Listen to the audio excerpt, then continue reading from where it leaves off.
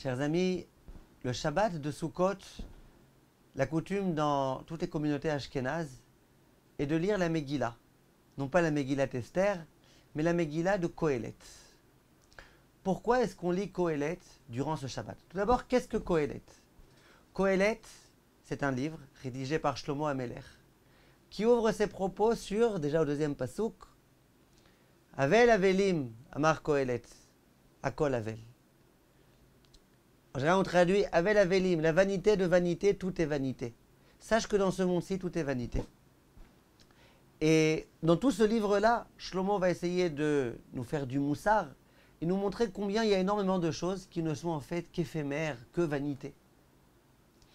Pourquoi à Sukkot, on lit ce livre-là, qui vient nous montrer l'importance de la compréhension de ce qui est vraiment important et de la conscience de ce qui ne l'est pas.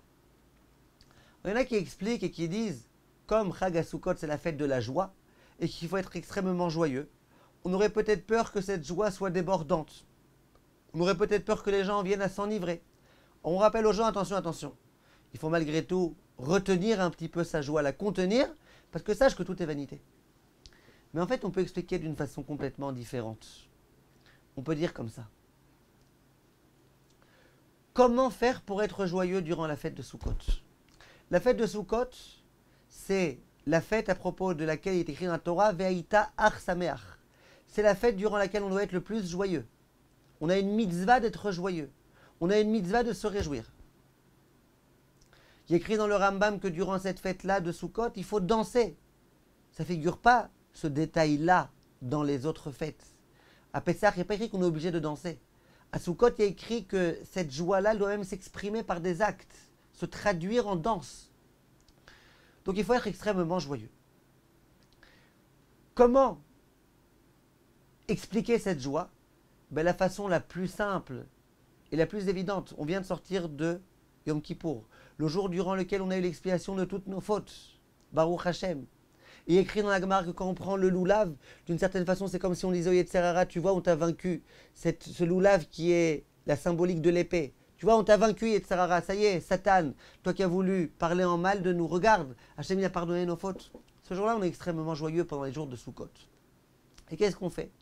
On sort, comme écrit dans la Gemara, de nos demeures qui sont fixes, de nos habitations habituelles, et on rentre dans ce qui s'appelle Dirat Harai, dans des endroits qui sont provisoires, une petite cabane. Tu peux être riche, très riche, très très très très riche, ce sera toujours une cabane. Ce sera toujours une cabane sans fondation. Ça sera une cabane. Cette fête-là, c'est la fête du Harai, la fête durant laquelle on montre bien qu'on sort de toute la richesse, de toute l'importance qu'on donne généralement à la matérialité, et puis on bafoue un petit peu tout ça pendant cette fête-là. Pendant cette fête-là, on va lire le Kohelet qui va dans le même sens, qui va dire attention, il y a tellement de choses matérielles qui sont vanité. Ne donnons pas d'importance à ces futilités. Pourquoi? Parce que peut-être c'est justement ça qui va nous conduire à la joie. Qu'est-ce qui fait que l'homme est très souvent malheureux? C'est que plus il a de l'argent, plus il en veut. Et puis quand sans arrêt il est en quête d'argent, et que tout ce qui l'intéresse dans la vie c'est d'avoir de l'argent, et d'avoir des grandes maisons, et d'avoir une deuxième voiture, une troisième voiture, et de changer sans arrêt tout ce qui peut changer parce qu'il y a un nouveau modèle, il est sans arrêt stressé. Est-ce que le cours de l'euro va monter ou va baisser? Pour lui, une unité après la virgule, ça change tout. Est-ce que telle affaire va fonctionner ou pas? Est-ce que l'argent qui est investi là-bas, ça va bien aller ou pas? Sans arrêt, il est stressé. Et les hommes d'affaires qui ont beaucoup d'argent, ils vous diront combien ils sont en général, très souvent, bien sûr, ce n'est pas une généralité, mais ils sont très très souvent stressés. La meilleure façon de pouvoir être joyeux, c'est de réussir à retrouver l'équilibre et de réussir à revérifier le centre d'intérêt qu'on donne aux choses. Une personne dont le centre d'intérêt principal et majeur, c'est la Torah, c'est le fait d'évoluer dans le chemin de la Torah, c'est essayer d'être le plus proche possible d'Akadosh Baruch Hu. Il n'est pas stressé. D'abord parce qu'il est proche d'Akadosh Baruch Hu. Il sait que tout est entre ses mains pour le bien. Et en dehors de ça, il sait que tout l'argent et toutes ces choses-là, tout ça, c'est des futilités. L'essentiel, c'est l'Olam Haba. Quand vous voyez le Rav Steinman, quelle était sa joie Combien il était heureux en permanence. Ceux qui vivaient avec lui, qui le côtoyaient, ils vous diront. Et pourtant, matérialité, zéro. Zéro. Il était heureux. Quand tout ce qui t'intéresse, c'est la matérialité, eh bien d'abord, il n'y a pas de limite. Il n'y a pas de limite, parce que tu en veux toujours plus. Et malheureusement, le Yetzer Hara fait que plus on en a, plus on en veut, comme il écrit dans la Mishnah. Et donc, les gens, ils sont tout le temps stressés. Marbe nechassim, marbe deaga. Plus tu as de biens, plus tu es inquiet. Parce qu'il y a des voleurs, parce qu'il y a des kidnappings, parce qu'il y a ceci, parce qu'il y a cela. La meilleure façon de pouvoir être heureux, c'est de réussir à remettre les pendules à l'heure. Réussir à comprendre qu'est-ce qui est vraiment important. Et pendant cette fête-là, on montre bien. Ce qui est important, ce n'est pas notre demeure. Notre demeure, quand on sera enterré, on ne l'emmènera pas avec nous. Ce qui est important, c'est les mitzvot, c'est les maasim tovim. Ce que tu as acquis, tu l'as acquis. Aucun voleur au monde ne pourra venir te le prendre. Ce que tu as acquis, c'est acquis. Les mitzvot que tu as accomplies, elles t'accompagneront durant toute ta vie. Extraordinaire. Mon fils est venu me voir aujourd'hui. Il dit, papa, rappelle-moi, c'est quand ton anniversaire? Je lui dis, mon anniversaire, c'est le 2e jour de Sukkot. Il m'a dit, papa, eh ben, je vais t'offrir un cadeau pour Sukkot. Je lui dis, quoi? Il me dit, je vais t'offrir un Siyum Masechet. Je suis en train d'étudier Masechet Yoma. Je vais essayer de finir jusqu'au 2e jour de Sukkot. Je t'offre un Siyum Masechet. Je suis rentré à la maison, j'ai dit à ma femme, mais je vais recevoir le plus beau cadeau du monde. Mon fils de 17 ans qui va étudier maintenant une Masechet, qui m'offre ce Siyum, qui va me réjouir de me donner ce Nachat, me donner la possibilité qu'à mon anniversaire, au lieu de souffler sur des bougies, on puisse se réjouir autour d'un Siyum Masechet. C'est du Netzach, c'est de l'éternité tout ça. Quand quelqu'un est conscient de ça, mais il est heureux. Même si ce jour-là, il a perdu 2000 euros, mais il est heureux. Il y a des choses qui valent des millions, des milliers, des milliards. Il est heureux. Quand on vient se rappeler de ce qui est véritablement important, et ce qui est véritablement important, on peut y accéder en s'investissant totalement. C'est de cette façon-là qu'on peut retrouver, Bezrat Hashem, la joie naturelle du juif. Le juif, il n'est pas joyeux d'argent. Le juif, il est joyeux d'oxygène. L'oxygène du juif, c'est la Torah, mitzvot, maasim tovim. Et d'ailleurs, et c'est là que je voudrais terminer,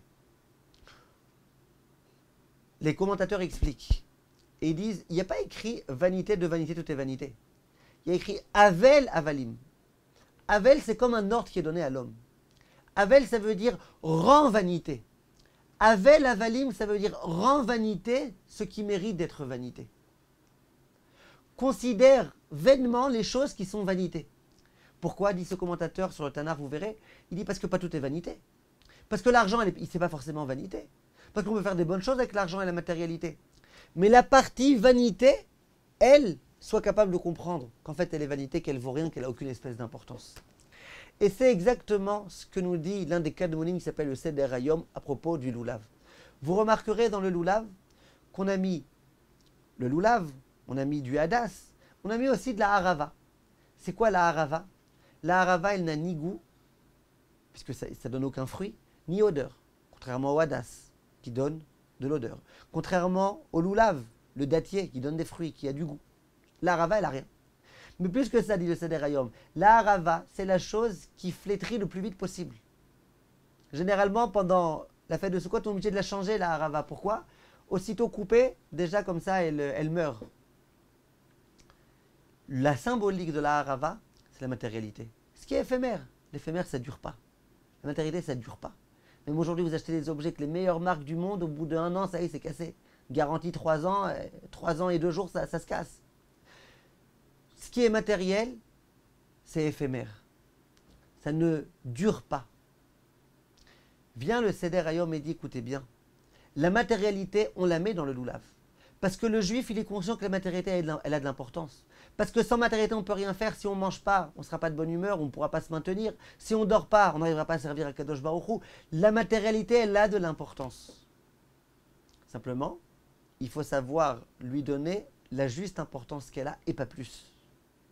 Donc on met de la harava, mais on est conscient qu'il y a de la harava. On est conscient que c'est que de la harava.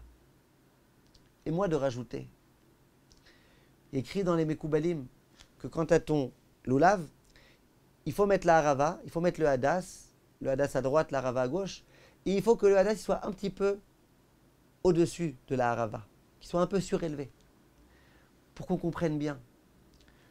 La harava n'a de sens que s'il y a le hadas qui est au-dessus. Que si le lulav, il dépasse tout ça. C'est-à-dire que la harava, le olam hazé, le monde dans lequel on vit, la matérialité de ce monde-ci, n'a d'importance que si tu es capable de comprendre que c'est pas ça le plus important. Si tu es capable de comprendre que ta vie, elle doit être axée autour de la Torah et de la Hirat Shamayim, là, la matérialité qui va te permettre d'y accéder, elle aura son importance. Mais si tu penses que la matérialité en tant que telle, elle est importante, ou que tu donnes plus d'importance à la matérialité qu'à ta spiritualité, si pour ton travail, tu t'investis plus que pour étudier ta Torah, si au moment où tu avais décidé d'étudier la Torah, tu peux t'interrompre pour n'importe quoi, que quand tu as un rendez-vous d'affaires, tu ne t'interromps pas, la chas v'shalom. Là, ça veut dire que tu as donné plus d'importance à la matérialité qu'à la spiritualité, et ta matérialité, elle ne vaut plus rien. Tout ça, c'est ce qui est ici, contenu dans cet enseignement-là.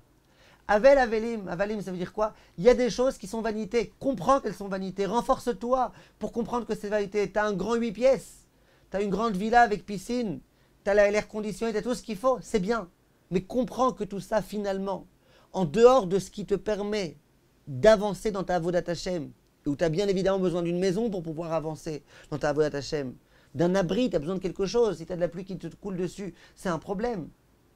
En dehors de ça, matérialité pour matérialité, ça n'a aucun sens. Avoir une 8 pièces pour avoir une 8 pièces, ça vaut rien. Laisse tomber.